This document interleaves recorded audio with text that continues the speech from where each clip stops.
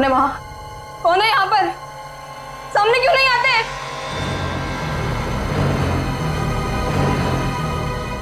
बस बहुत हो गया, बंद करो ये खेल, बंद करो ये खेल।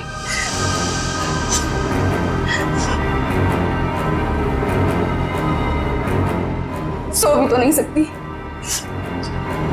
अगर सो गई शायद फिर कभी नींद से उठ ही ना पाऊं। जूही, श्रुति तुमसे कितनी बार कहा है कि दरवाजा खटखटा के अंदर आया करो। ओ हेलो मैडम, ये गर्ल्स हॉस्टल है, किसी ऑफिस की बॉस का केबिन नहीं है।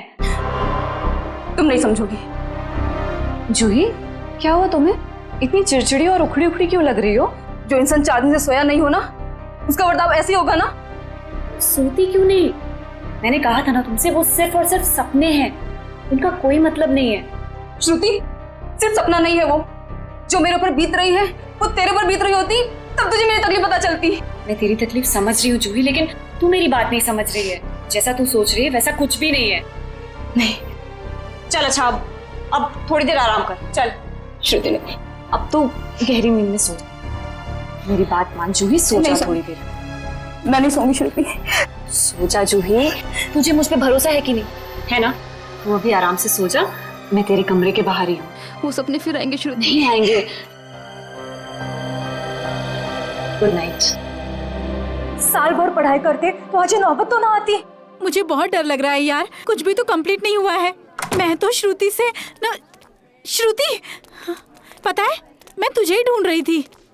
मुझे तेरे नोट्स देना यार, वरना पता नहीं एग्जाम्स में क्या होगा। मुझे बहुत डर लग रहा है यार, मेरे भी नोट्स अधूरे हैं। अच्छा ऐसा करते हैं कि कल लाइब्रेरी जाके इकट्ठा नोट्स बना लेते हैं। तुम दोनों टेंशन क्यों ले रहे हो? अरे गर्ल्स, क्या हो रहा है?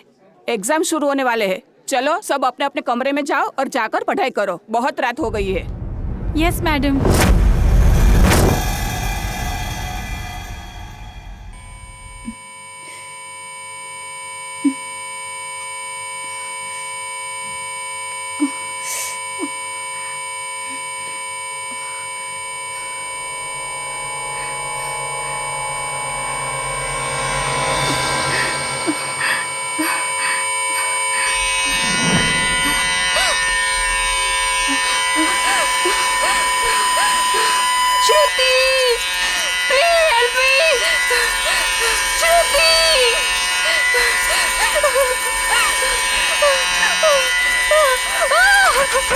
ये दरवाजा क्यों बंद है?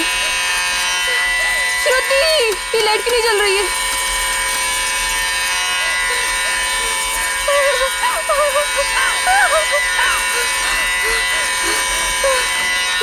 ये खिड़की क्यों जाम है? बंद करो ये आवाज, मेरे कान के पट्टे फट जाएंगे।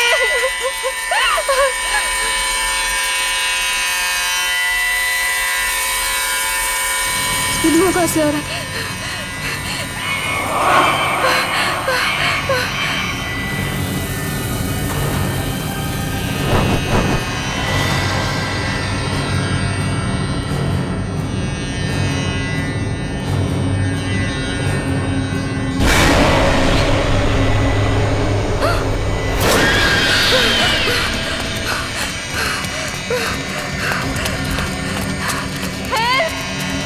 कोई बचाओ मुझे! हेल्प! कोई है? बचाओ! Please help me!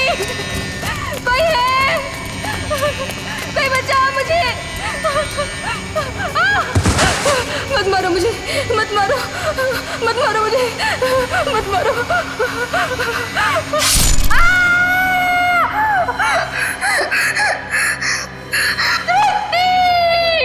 Oh no, ये तो जूही की चीख है। लगता है उसने वही पुराना सपना देखा है।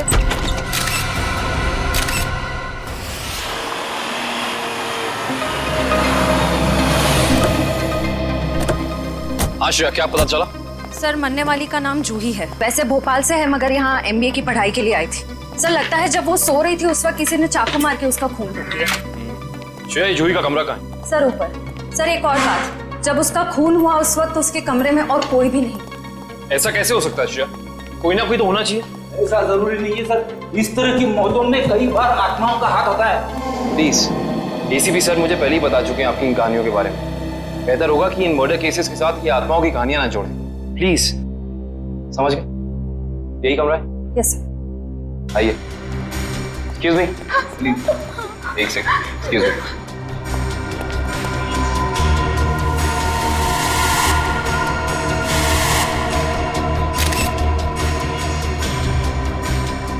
श्रेया, यहाँ पे चाकू का सिर्फ एक ही घाव है। लगता है खूनी ने इतनी जोर से वार किया कि एक ही बार में जूही की मौत हो गई। हाँ सर, हमला भी शायद जूही की नींद में ही हुआ। बेचारी को अपने आप को बचाने का मौका भी नहीं मिला होगा। एक्सक्यूज मी, यहाँ पे सबसे पहले जूही की मौत का पता किसको चला? सर, सबको एक साथ ही पता चला था। हम यहाँ कॉरिडोर में थे, अचानक से जूही के कमरे से चीखने की आवाज आई और अंदर आके देखा तो जूही की जान जा चुकी थी। उस समय कमरे में जूही के साथ और कौन था? सर, उस वक्त जूही के साथ कोई नहीं था। देखिए, आप लोग दोबारा याद करने की कोशिश कीजिए। हो सकता है कोई ऐसा जो उस वक्त भाग निकला हो। सर, भागने का तो सवाल ही नहीं उठता, क्योंकि डोर बाहर से बंद था और वो अंदर से। खूनी भागेगा भी तो कहाँ से भागेगा? एक मिनट, ये दरवाजा बाहर से बंद था, क्यों? सर, कई दिनों से जूही सो नहीं पा रही थी। अचानक नींद से जाग जाती थी और भागकर अपने कमरे से बाहर आ जाती थी। आज भी कुछ ऐसे ही हुआ। वो सो नहीं पा रही थी, मैंने उसको सुलाया और मैं बाहर आ गई और दरवाजा बाहर से बंद कर दिया। लेकिन इसे नींद क्यों नहीं आ रही थी? सर, कई दिनों से उसे डरावने सपने आ रहे थे। उसे ऐसा महसूस हो रहा था कि उसका सपनों में कोई खून करना चाह रहा है, उसकी कोई जान लेना चाह रहा है। हमें क्या पता था कि उसका सच में खून हो जाएगा। डरावने सपने? मैं कह रहा था ना, ये कोई आत्मा का ही चक्कर है।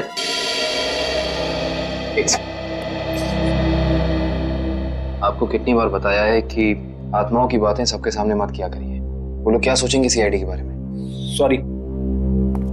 अच्छा, आप अभी कह रही थी कि जूही को डरावने सपने आते थे। कभी उसने आप लोगों के साथ कुछ शेयर किया कि उसे किस चीज के सपने आते हैं? कुछ भी? सर, उस ड्रॉर में जूही का स्केच बुक है। उस ड्रॉर में? जी सर। Sketch book? ये बुक? जी सर। ये चाकू? सर, ये वही चाकू है जिसे लेकर कोई उसका पीछा करता था सपनों में, उसे मारने के लिए। ये देखो, ये चाकू बिल्कुल ऐसा ही है जिससे जूही का कत्ल हुआ। हाँ सर।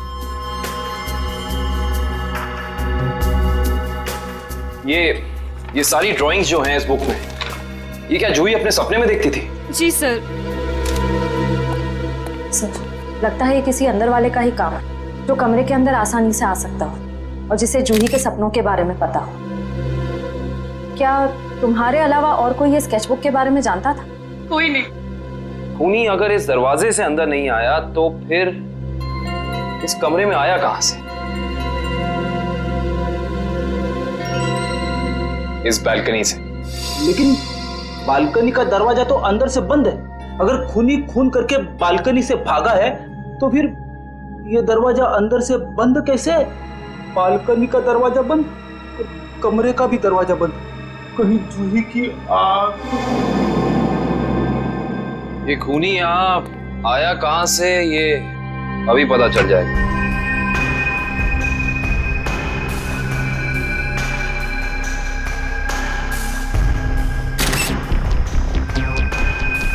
ये देखो, जूते के निशान। हो ना हो खूनी इसी बालकनी से चढ़कर आया। लेकिन बालकनी का दरवाजा तो अंदर से बंद था, तो फिर खूनी यहाँ ऊपर चढ़ के कमरे के अंदर आया कैसे होगा? ये भी पता चल जाएगा फ्रेडी जी। बस एक बार जूही के मौत के कारण पता चल जाए, कुछ तो होगा यहाँ, कोई सबूत कुछ तो होगा।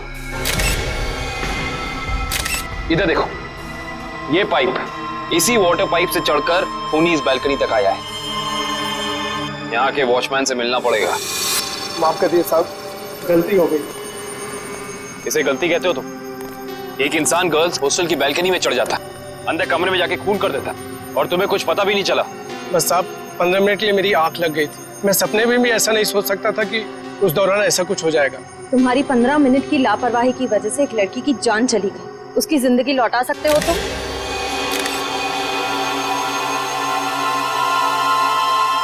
सर ये जूता यहाँ झाड़ियों में पड़ा हुआ था। जूता यहाँ पे? हो ना हो, ये जूता उसी खूनी का है। सर ये तो किसी आदमी का जूता लगता है। यानी बालकनी में जो इंसान चढ़ा था वो कोई आदमी था? सुनो, ये जूते को पहचानते हो? नहीं साहब। दोबारा याद करके बताओ, सही से याद करो। कोई इंसान यहाँ आया था जिसने ये लाल जूता पहना था?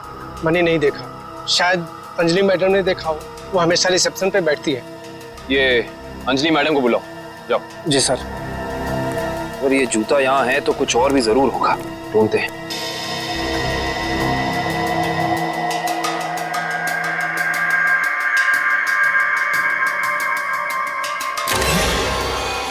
इस तरफ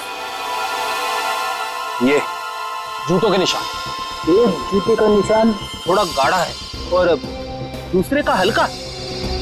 ये वाला गाढ़ा है। इसका तो एक ही मतलब है, ये जूता जिसका भी है वो इंसान लंगड़ा के चल रहा था।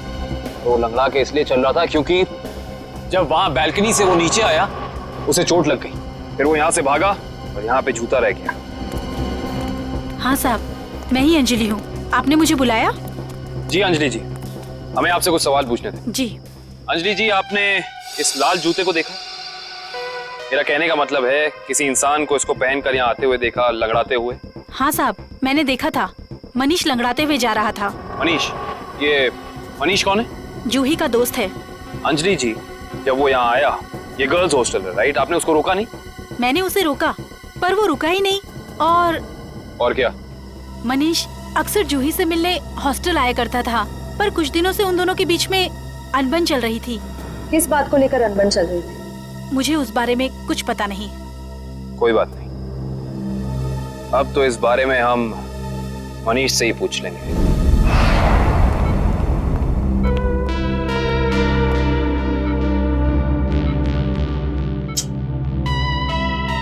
मनीष, कैसे हो यार?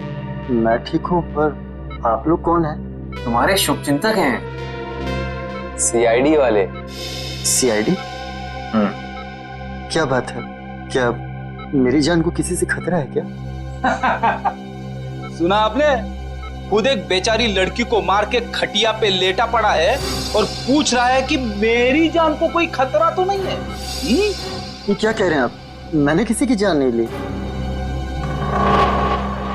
मनीष, ये पाँव में चोट कैसे लगी तुम्हें? वो मैं सड़क पार कर रहा था तो एक बाइक वाले ने टक्कर मार दी मुझे। सड़क पार कर रहा था बेचारा, टक्कर मार दी? वैसे ये हादसा हुआ कहाँ? एमआई रोड पे, जीपीओ के सामने। जीपीओ के सामने? तभी तो। वैसे अगर ऐसा था तो ये लाल रंग का जूता जो तुम्हारा है, हमें पता है जीपीओ के सामने मिलना चाहिए था।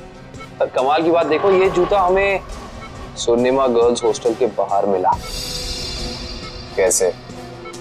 मेरा जूता वहां कैसे पहुंचा?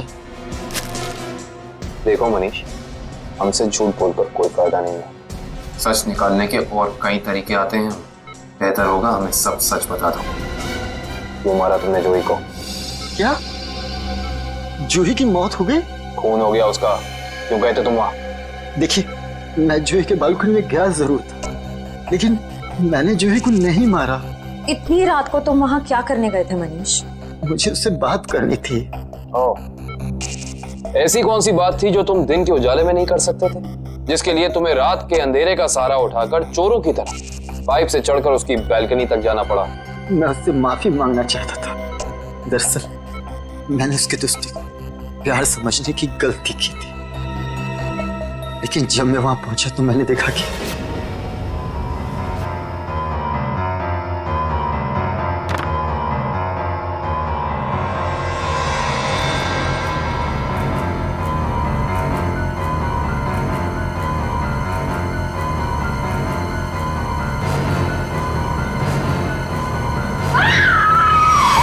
शर्म आनी चाहिए तुम्हें मनीष। उसकी मदद करने की बजाय तुम वहां से भाग गए। यही है तुम्हारा प्यार? अगर किसी ने वहां मुझे देख लिया होता तो इल्जाम तो मुझे पर आता ना। देख तो तुम्हें लिया ही था अंजलि जी ने, तुम्हें रोकने की कोशिश भी की पर तुम रुके नहीं। ये सब छोड़ो, हमें ये बताओ कि जब तुम वहां थे तो उस वक्त कमरे में और कौन था? मैंने वहां किसी को नहीं देखा। हेलो,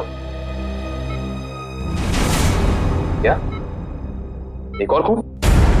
कहां पे?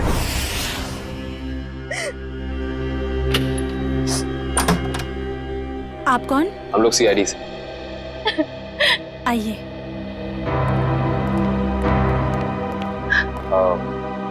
आप कल की जी है ना? जी, मैंने ही आपको फोन किया था। मेरी सहेली मीरा का खून हो गया है। उसकी लाश ऊपर उस कमरे में पड़ी है।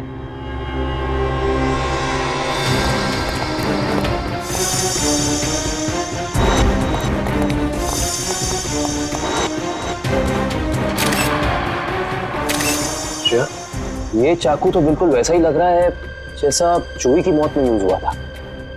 हाँ सर, लगता है किसी सीरियल किलर का काम। सीरियल किलर का भी हो सकता है और किसी ऐसे इंसान का भी जो दोनों जूही और मीरा को जानता है।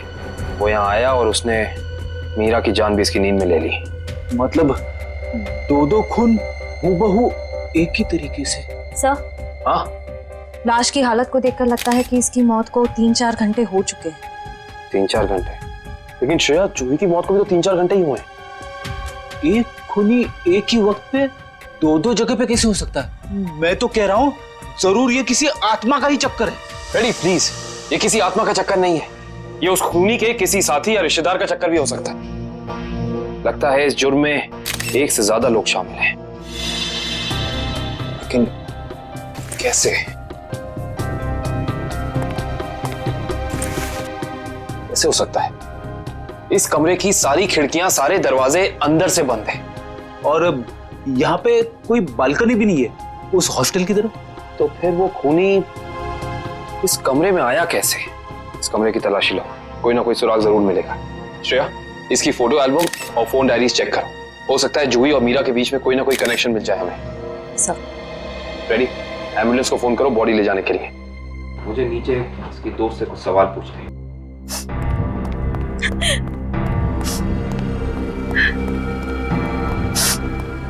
कालकी जी। जी। आपको मीरा की मौत के बारे में कब पता चला? रात को मैं काफी देर से ऑफिस से लौटी तो मैं इस कॉरिडोर से गुजर रही थी कि तभी मुझे मीरा के चीखने की आवाज सुनाई दी। मैं दौड़ती हुई उसके दरवाजे तक आई। मीरा का दरवाजा खटखटाया पर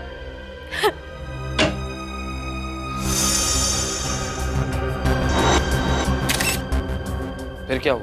मेरा मतलब जब आप यहाँ आई तो ये दरवाजा खुला था कि बंद था? दरवाजा बंद था तो मुझे वॉचमैन को बुला के दरवाजा खुलवाना पड़ा। कल्कि जी, जब आप यहाँ पे आई तो आपको यहाँ इस घर में कोई भी निकलते हुए यहाँ से दिखा, भागते हुए दिखा? नहीं।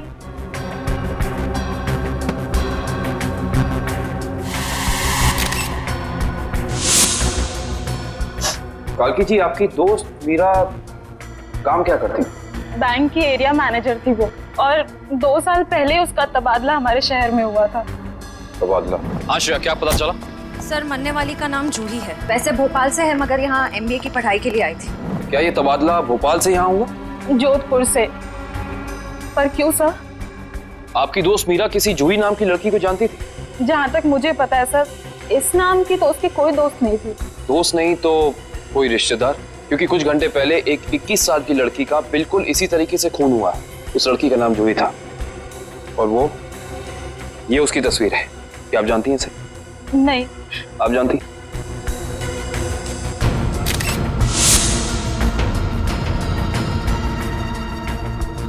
ये क्या हो रहा है हमारे शहर में? आम आदमी तो बिल्कुल भी सुरक्षित नहीं है। कल्कि जी, आपको किसी पे शक है? I mean, आपकी दोस्त मीरा की किसी से कोई दुश्मनी, कोई अनबन? उसका कोई दुश्मन नहीं था सर। मीरा तो बहुत ही सुलझी हुई लड़की थी।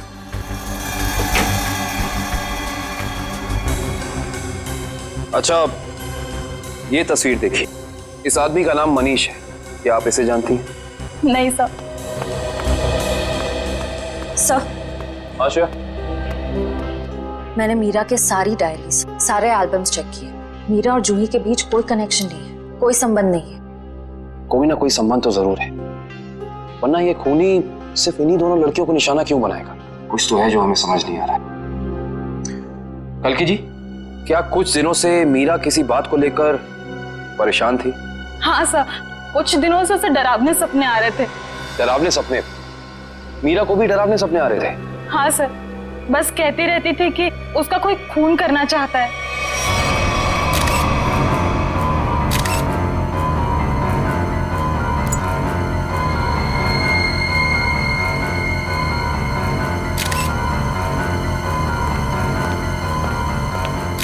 ये कैसे हो सकता है सर? जूही और मीरा को ठीक एक तरीके के सपने कैसे आ सकते हैं? सर, खूनी के अंदर आने का रास्ता तो नहीं मिला है, लेकिन ये स्क्रू मिला है मीरा के बेड के नीचे से। एक काम करिए, वॉचमैन से पूछताछ कीजिए, देखिए क्या पता चलता है मीरा के बारे में। तब तक इस स्क्रू की गुत्थी को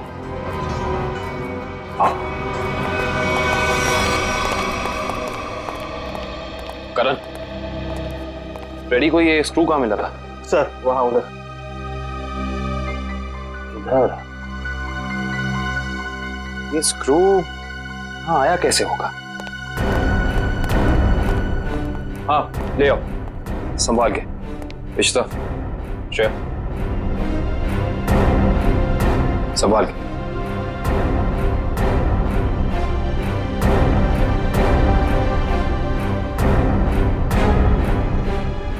इश्ता,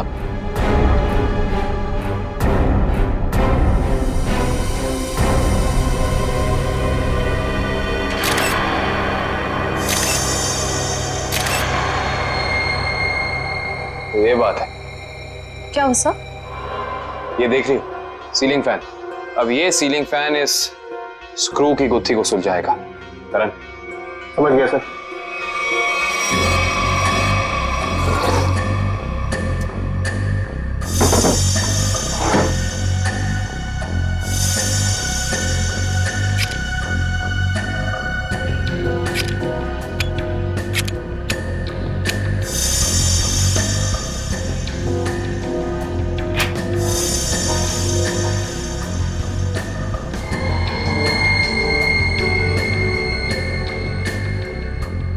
फैन को उल्टा करो।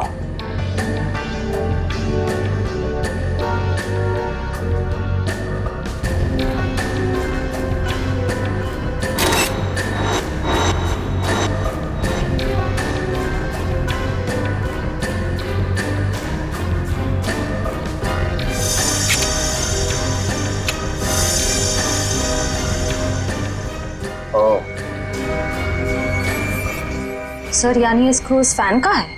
हाँ श्रेया, किसी ने इस फैन के साथ छेड़खानी की है, अभी पता चल जाएगा।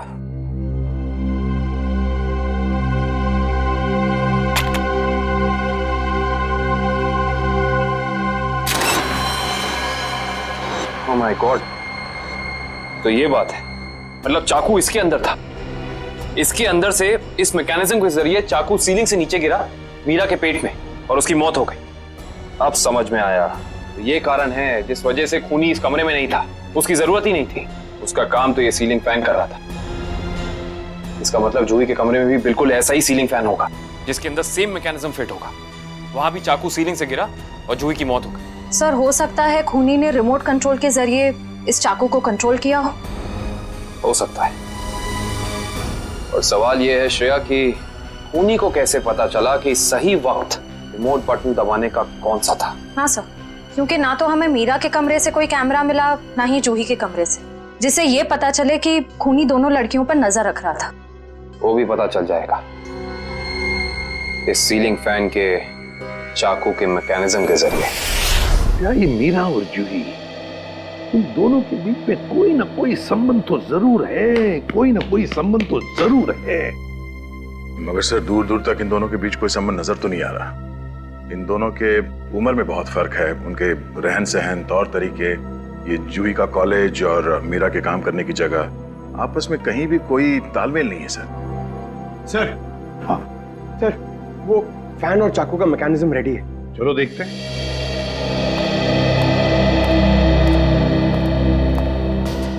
पंकज, रिमोट ऑन करो।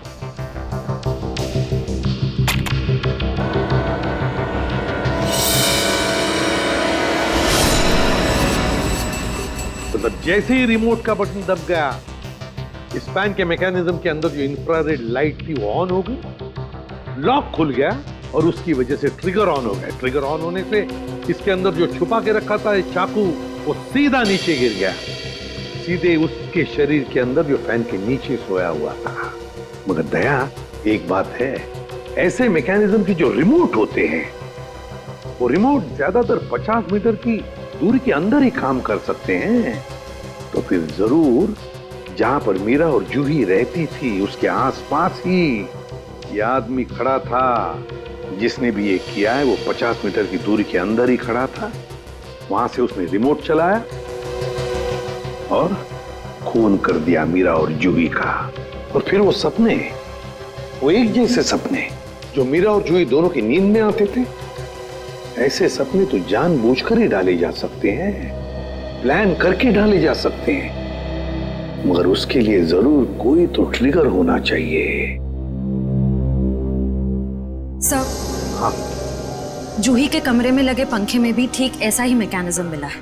और तो और जूही और मीरा दोनों के कमरों में एक हफ्ते पहले इलेक्ट्रिकल वायरिंग का कुछ काम हुआ था। जूही और मीरा दोनों के घर में, दोनों के कमरों में एक हफ्ते पहले इलेक्ट्रिकल वायरिंग हुई थी। कहीं ऐसा तो नहीं कि वही इलेक्ट्रिशियन है जिसने दोनों के घरों में इलेक्ट्रिकल का काम कर दिया और फिर खून भी उसी ने किया? पता लगाना पड़ेगा इस इलेक्ट्रिशियन के बारे में।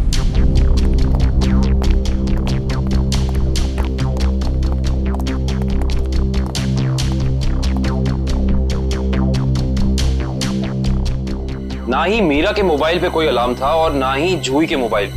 फिर दोनों को एक ही वक्त एक जैसे सपने कैसे आ सकते हैं? इसका मतलब सपने ट्रिगर करने वाला मैकेनिज्म यहीं कहीं है। सर, ये देखिए, इस पे अलार्म है, लेकिन सुबह 6 बजे का। 6 बजे का? पर मीरा की मौत तो 3 बजे हुई थी, तो सपने शुरू करने का ट्रिगर लगभग 1 या 1.5 के बीच का होना चाहिए। यह भी तो हो सकता है कि किसी ने मीरा को सम्मोहित कर दिया। ऐसा नहीं हो सकता फ्रेडी, क्योंकि अगर ऐसा होता तो मीरा के दिन भर का हाव भाव, चाल चलन सब प्रभावित होता। पर ऐसा नहीं हुआ। नहीं, कुछ है यहाँ जो हम अभी तक देख नहीं पा रहे। ढूंढो, यही है।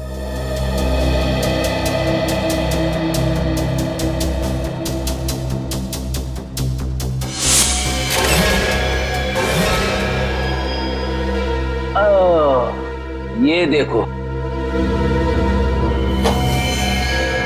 टीवी के पीछे ये बॉक्स लगा हुआ था।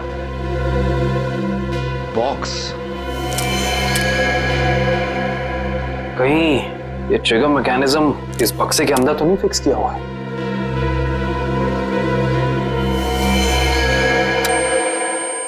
अरे अलार्म बंद करो, ये आवाज मेरे कान के पर्दे फटा ली। सर, कौन सी आवाज? यहाँ कोई अलार्म नहीं बज रहा है। अरे इतने जोर से बज रहा है, सुनाई नहीं दे रहा है। बंद करो। हाँ, बज तो रहा है, लेकिन बहुत धीमी आवाज में। बंद करो, बंद करो। बंद हो। Thank you. इतना भद्दा अलार्म मैंने जिंदगी में नहीं सुना। सोने वाला उठेगा नहीं, हार्ट अटैक से सीधे ऊपर चला जाएगा। मगर सर, अलार्म की आवाज सिर्फ आपको कैसे सुनाई दी? हो सकता है श्रेया, क्योंकि ये लो फ्रीक्वेंसी अलार्म है। श्रेया, ये सिर्फ उन लोगों को सुनाई देता है जिनकी साउंड टॉलरेंस और सुनने की शक्ति इसकी ध्वनि से मेल खाती हो। यानी फ्रेडी सर की तरह जूही और मीरा भी इस अलार्म की आवाज को सुन सकती थी। वो ये बात नहीं जानता था। उसने इस ध्वनि का इस्तेमाल सिर्फ उनके दिमाग को कंडीशन करने के लिए किया, ट्यून करने के लिए, ताकि उन्हें वो डरावने सपने दिखा सके। लेकिन डरावने सपनों का कोई संबंध ही नहीं था इस मौत से। अगर वो चाहता तो बिना सपनों के भी मार सकता था उन्हें। मार सकता था, पर शायद वो ऐसा चाहता नहीं था। खूनी अपने शिकार के साथ खेलना चाहता था, तड़पाना चाहता था, फिर उनकी नींद में उन्हें एक गहरी मौत देना चाहता था। इंटरेस्टिंग। करण सर, कल की को बुला के लाइए। जी। को ये देखो।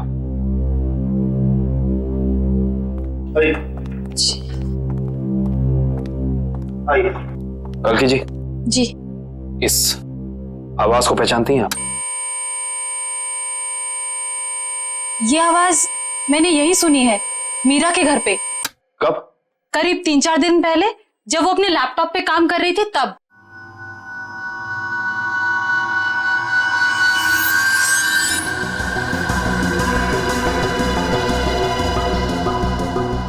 आपको मीरा के लैपटॉप का पासवर्ड पता है?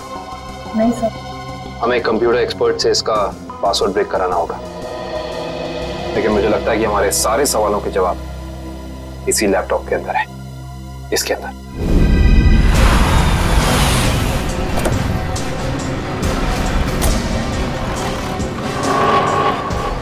भाई साहब, हम लोग सीआईडी से। सीआईडी से?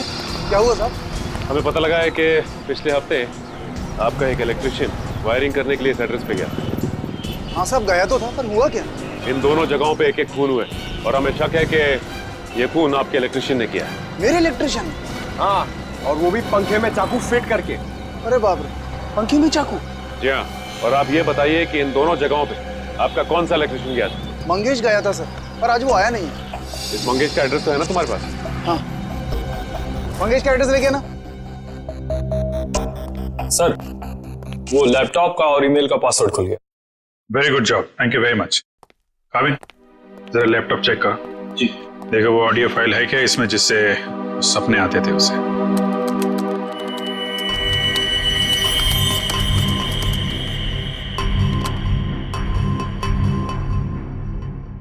सर, इस कंप्यूटर में कोई ऑडियो फाइल नहीं है। हाँ, लेकिन मीरा के ईमेल अकाउंट में एक वीडियो फाइल दिख रही है। Video file? खोलो खोलो इसे जरा।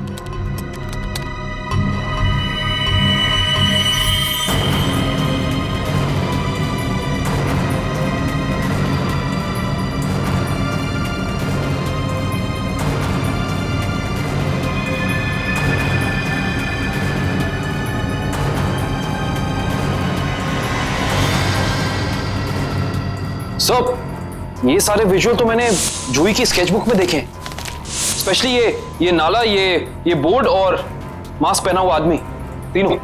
इसका मतलब खूनी ने जूही और मीरा दोनों को चेतावनी भेजी थी। उन लोगों को हमारे पास आना चाहिए था मदद मांगने। जरा ये फाइल फिर से चलाना।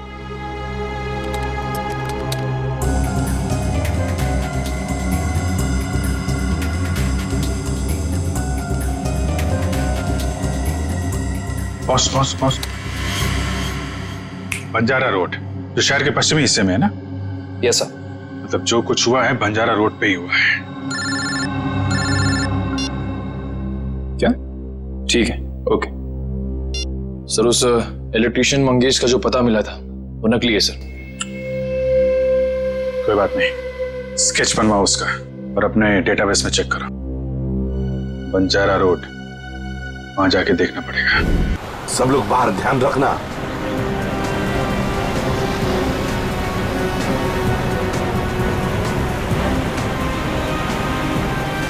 आराम से पंकज, आराम से। एक मिनट।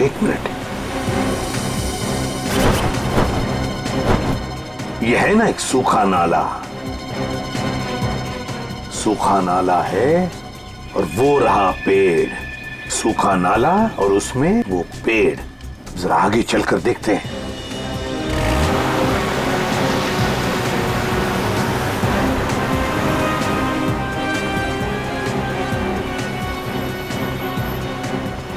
एक मिनट पंकज, एक मिनट। बंजारा रोड, मतलब हम सही रास्ते पे हैं। सर वो देखिए, वो पुराना घर जो हमें वीडियो में दिखा था। चलो आगे देखते हैं। अगर खूनी इस जगह का वीडियो बना के मीरा और जूही को भेज क्यों रहा था? हाँ, शायद उन दोनों को अपने अतीत का याद दिलाने के लिए।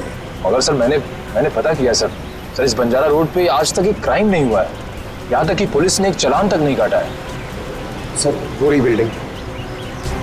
हाँ, वो क्या, रॉयल मून होटल।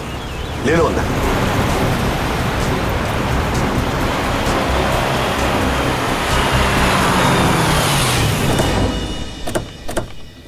हाँ, इलेक्ट्रिशियन का स्केच मैच नहीं हो रहा है। तो कोई बात नहीं, ठीक है। वेलकम सर, कहिए मैं आपकी क्या सहायता कर सकता हूँ? हम लोग सीआईडी से हैं। दरअसल एक केस के सिलसिले में कुछ पूछताछ करनी थी आपसे। सीआईडी बाबू, पूछिए क्या पूछना चाहते हैं आप? वैसे जरा बताइए, कुछ दिन पहले क्या आपके होटल के बाहर कोई किसी तरह की वीडियो शूटिंग कर रहा था? शूटिंग? नहीं सर, हमारी होटल के बाहर शूटिंग या फोटोग्राफी की अनुमति नहीं है। ये दो फोटोग्राफ दो लड़कियों के, एक का नाम मीरा है, एक का नाम जूही है। क्या ये लड़कियां आपके यहाँ कभी ठहरी थी, कभी आई थी? सर, हमारे यहाँ रोज बहुत सारे कस्टमर आते हैं, ये बता पाना थोड़ा मुश्किल है। मैं समझ सकता हूँ, लेकिन हो सकता है आपके रिकॉर्ड में हो कुछ इनके बारे में। जरा देखिए। अलका, जरा रिकॉर्ड्स चेक करना। सर। हाँ सर, ये दोनों गेस्ट हमारे होटल पे रुके थे पिछले साल 17 मई 2013। 17 मई 2013, मतलब एक साल पहले। और क्या एक साथ आई थी या अलग अलग? नहीं, अलग अलग। सर, इन दोनों के पास शहर में रहने के लिए जगह है, एक घर में रहती है और एक हॉस्टल में रहती है, फिर ये दोनों यहाँ किस लिए आई थी? कोई तो वजह होगी ना पंकज, कोई तो वजह होगी। क्या आपका रिकॉर्ड देख सकता हूँ 17 मई 2013 का? Sure sir. 17 मई 2013, काफी सारी लड़कियां आई थी उस दिन आपके होटल में। कोई फंक्शन वगैरह था क्या?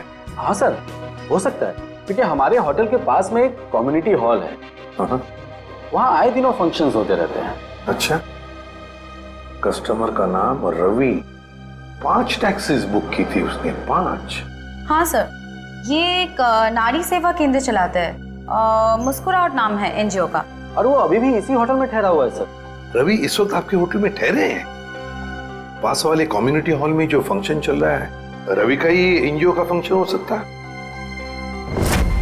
रवि सर, मैं आपका जितना भी शुक्रिया अदा करूं उतना कम है। आप सोच नहीं सकते, ड्रग्स के नशे से मुक्ति मिलने के बाद मैं जिंदगी के ऐसे ऐसे रंग देख रहा हूं जिन्हें ड्रग्स के नशे ने अंधकार में डाल दिया था। वेरी गुड मिश्रा, लेकिन इसमें मुझे शुक्रिया कहने की कोई जरूरत नहीं। ये सब तुम्हारे धैर्य और दृढ़ इच्छा शक्ति का कमाल है।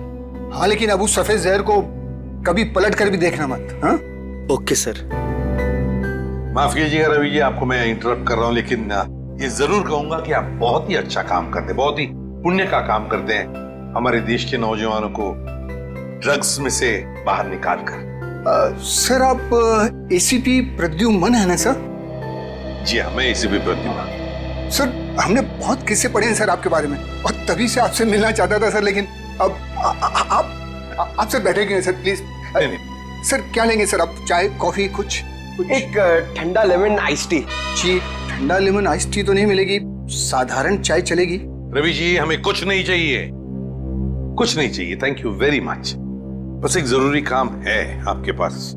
2 लड़कियों के बारे में हम कुछ इंफॉर्मेशन चाहते हैं। कौन सी 2 लड़कियां सर? ये जूही और ये मीरा, क्या आप बता सकते हैं कि पिछले साल ये दोनों आपके इस एनजीओ में आई थी? जूही और मीरा? हाँ सर, ये सर आई थी दोनों यहाँ पर। एक्चुअली सर, इन्हें भी ड्रग्स के नशे की बुरी लत पड़ गई थी सर, इसलिए ये दोनों आई थी यहाँ हमारा सेमिनार अटेंड करने के लिए। लेकिन सर, इस बात को तो करीब 1 साल हो गया है, अब इनके बारे में पूछताछ। इन दोनों लड़कियों का खून हुआ है। क्या खून हो गया? लेकिन सर कैसे, किसने किया सर? बस वही पता लगाना है, इसलिए हम चाहते हैं कि अगर आपको इन दोनों के बारे में कोई खास बात मालूम हो, कोई यादें हो आपके पास इनके बारे में, तो मदद हो जाएगी हमारी तहकीकात करने में। कोई खास बात इस वक्त तो याद। हाँ सर, याद आया सर, एक लड़की थी मोनिका, इन दोनों को उसकी चिंता बहुत सताती रहती थी सर। मोनिका? जी। क्या वो भी यहाँ आपके ड्रग रिहैबिलिटेशन सेंटर में आई थी? आई तो थी सर यहाँ पर, लेकिन वो ड्रग्स के खिलाफ अपनी लड़ाई जीत नहीं पाई सर। दरअसल सर, 1 साल पहले अपनी बिल्डिंग की छत से कूदकर उसने आत्महत्या कर ली थी सर, ड्रग के नशे में। मोनिका ने आत्महत्या कर ली? जी सर। उसका पता तो होगा ना आपके पास? जी सर, मोनिका का एक ही सगा भाई है, अमित। मोनिका की मौत के बाद सारी प्रॉपर्टी, सारी जायदाद उसी के नाम हो गई। तो क्या मोनिका के भाई ने प्रॉपर्टी के लिए अपनी बहन का खून किया? ये भी तो हो सकता है कि मोनिका ने आत्महत्या की हो। मैंने कहा ना, काम हो जाएगा। जी कहिए। आपका नाम अमित है? जी हाँ, मगर आप लोग? सीआईडी। मोनिका के बारे में कुछ सवाल करने थे आपसे। ओह, 1 साल हो गए मेरी बहन को मरे, लेकिन अब भी कोई ना कोई आकर मेरे पुराने जख्म को रहता रहता है। पूछिए, क्या पूछना है आपको? देखिए अमित जी, हम आपका दुख समझ सकते हैं, मगर क्या करें, दो खून हुए, इसलिए आपकी बहन के बारे में कुछ सवाल करने आए हम लोग। दो खून? मगर किसके? जूही और मीरा का। ये दोनों आपकी बहन मोनिका के दोस्त थे ना? हाँ, बदकिस्मती से ये मेरी बहन के दोस्त थे। बदकिस्मती से? क्यों? वैसे तो मीरा और जूही तुम्हारी बहन की बहुत फिक्र करते थे। अगर सच में उन्हें मेरी बहन की फिक्र होती तो वो फिर से उसे ड्रग्स की खाई में ना धकेलते। क्या वो दोनों फिर से मोनिका को ड्रग्स की लत लगाना चाहते थे? हालांकि वो दोनों खुद ड्रग्स से छुटकारा पाना चाहते थे। मुझे नहीं पता कि वो आदत से छुटकारा पाने आए थे या दोबारा ड्रग एडिक्ट्स को बढ़ावा देने, लेकिन इस काम में एक और भी था उनके साथ। हाँ, विशाल। विशाल? ये विशाल कौन? विशाल जूही और मीरा को ड्रग्स देता था और ये बात मोनिका जान गई थी। लेकिन जब लोगों को पता चला कि मोनिका को उनका राज पता है तो उन्होंने उसे फंसाने के लिए उसके बैग में ड्रग्स डाल दी। वो पकड़ी गई, उसके ऊपर पुलिस केस भी हुआ। वो ये सदमा बर्दाश्त नहीं कर सकी और उसने आत्महत्या कर ली। सर, कोई तो है जो मोनिका की मौत का बदला ले रहा है। जूही और मीरा पहले ही मर चुकी हैं। अब अगला नंबर शायद विशाल का। अमित, कल रात तुम कहाँ थे? आप मुझ पे शक कर रहे हैं? क्या करें, शक करने की आदत जो है हमें। और फिर तुम तो अपनी बहन के सबसे करीबी हो ना। मुझसे ज्यादा करीबी तो उसका मंगेतर था, रणविजय। दोनों ने जन्मों जन्मों तक साथ रहने की कसमें खा रखी थी। रणविजय? ये रणविजय यही है ना? हाँ, यही तो है वो। लेकिन रणविजय का स्केच आपके पास कैसे? हो सकता है मीरा, जूही और मोनिका की मौत का राज रणविजय जानता हो। Thank you Ranvijay. सर, वो रहा विशाल का घर। विशाल की जान को खतरा हो सकता है।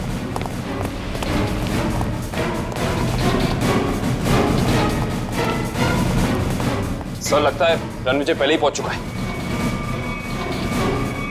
विशाल, ठीक तो हो ना? सर, जान बचा के भागो सर। रणविजय कहाँ है? सर,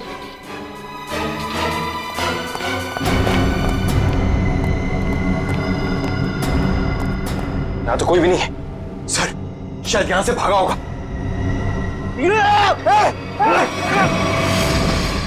रणविजय! कोई मत हिलना, इसको मारूंगा नहीं तो। छोड़ दो उसे, छोड़ दो। देखिए, वैसे तो मुझे सीआईडी वालों से काफी लगाव है, पर अगर सीआईडी ने मेरे साथ कोई होशियारी की ना तो ये बात मुझे अच्छी नहीं लगेगी। चाकू नीचे फेंक दो। फेंक दो चाकू। डरो मत, कुछ नहीं करूंगा तुम्हारे इस मोटू ऑफिसर को। मोटू मत बोल, टाइटिंग कर रहा हूँ आजकल। देखो, मुझे अपना काम करने दो। बेवकूफी मत करो, नहीं बच पाओगे तुम। अरे बचना किसको है? एक बार मैं इस विशाल को मार दूं, भले मुझे फांसी हो जाए, फिर मुझे मंजूर है। देखो रणविजय, ये सब करने से क्या मोनिका वापस आएगी? भले ही वापस ना है, लेकिन मेरे बदले की आग तो पूरी होगी। इन तीनों ने रातों की नींद उड़ा दी थी मोनिका की, इसलिए मैं भी इनके साथ वही कर रहा हूं। इन्हें तड़पा तड़पा कर मारूंगा मैं। देखो रणविजय, मोनिका के साथ जो कुछ भी हुआ ठीक नहीं हुआ। इन तीनों की वजह से बेचारी को जेल जाना पड़ा, बदनामी हुई। नहीं, रात रात भर सो नहीं पाती थी वो, बुरे बुरे सपने देखकर जाग जाती थी। ये विशाल ने मोनिका का बंजारा रोड पे पीछा किया था उसे मार डालने के लिए, इसलिए मैंने भी इन्हें पहले बुरे बुरे सपने दिखाए और अब मैं इन्हें मौत की नींद सुला रहा हूं। रणविजय, ये तुम क्या करने जा रहे हो? विशाल को उसके किए की सजा कानून देगा। अरे कानून का क्या क्या, प्यार तो मैंने अपना खोया है ना।